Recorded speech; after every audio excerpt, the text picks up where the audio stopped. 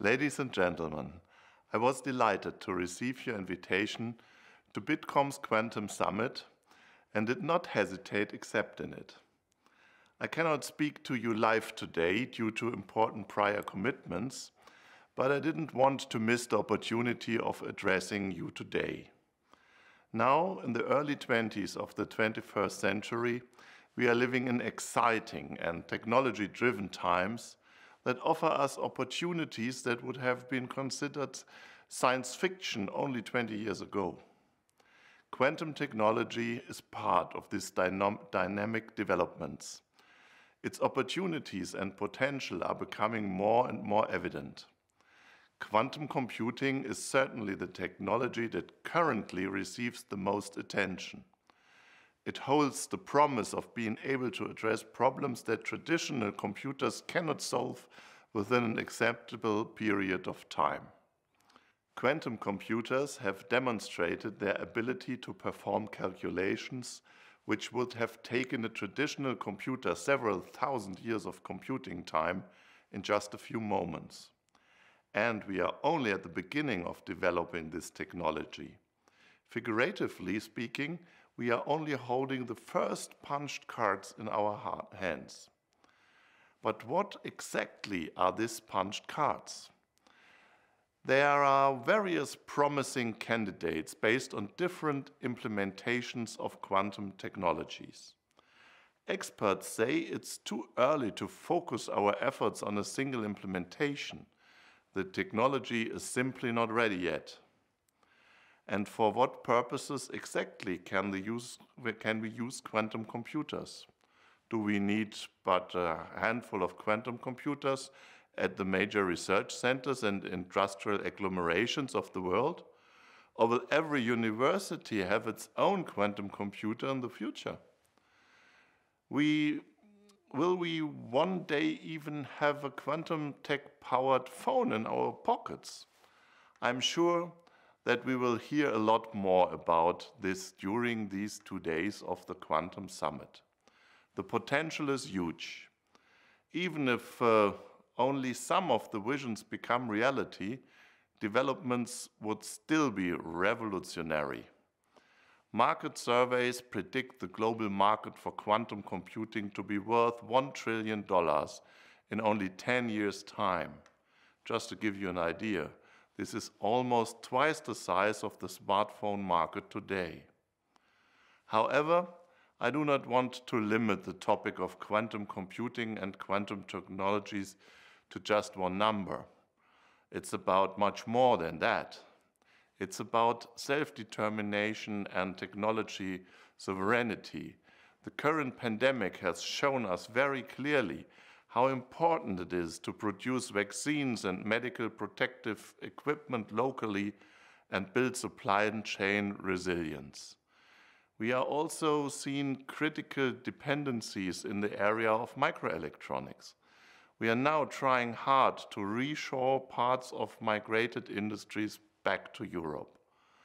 It would have been much more easier to develop and retain technologies in Europe from the start. With quantum technologies, we have the chance to do it right. Quantum technologies will undoubtedly be a relevant factor in the future of our competitiveness. We have to be proficient at using such key technologies, not only to decide ourselves how we want to live, but also what we want to live on. Achieving technology sovereignty means that take our own decisions about how we want to live and what we want to live on. I firmly believe that we will not be successful if we take isolated action on the national level. The European single market is an important prerequisite for ensuring that innovative ideas made in Europe have good access to global markets. A single European country can hardly make a difference at global level compared to economic and innovation areas outside of Europe. Together, we can achieve a lot more. Germany will work hand in hand with our European partners to be a key driver of innovation. The federal government wants to use this scope for action in the field of quantum technology. The good news is Germany doesn't start from scratch.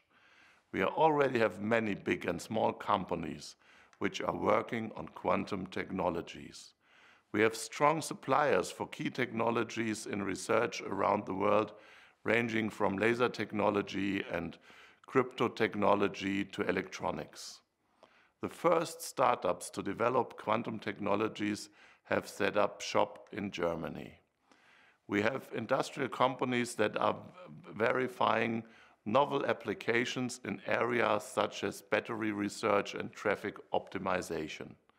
And Germany boasts an excellent research landscape with higher education and non-university research institutions.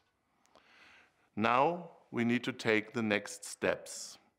This is why the federal government decided to earmark 2 billion euros for funding quantum technologies in Germany when we adopted our forward-looking economic stimulus package in June last year. Our aim is to build a quantum computer with at least 100 individually controllable qubits here in Germany within 5 years. Moreover, we want to establish a comprehensive innovation ecosystem and set up technology platforms and quantum computer systems in cooperation with industry. We want to catch up with the United States and China when it comes to hardware. We will use flagship projects to demonstrate the potential of quantum sensors. The portable MRI scanner is a notable example in this context. We also plan to establish an ultra-secure quantum communication network for Germany and Europe. In the longer term, this innovation ecosystem could develop into a real industry. In order to achieve this goal, we need to focus on our strengths and overcome our weaknesses. Europe should choose its own way. We cannot and we should not attempt to emulate the technology giants from other regions. Instead, we should make use of the skills that have already put us into strong position in other global technology markets. Today, quantum technology has rather little to do with our everyday lives. But this will change. Now it's the time for us to prepare for shaping the future. We need expertise in many different areas. We need a multitude of perspectives, and we need a nuanced debate. With this in mind, I wish you many exciting insights and every success for the Quantum Summit.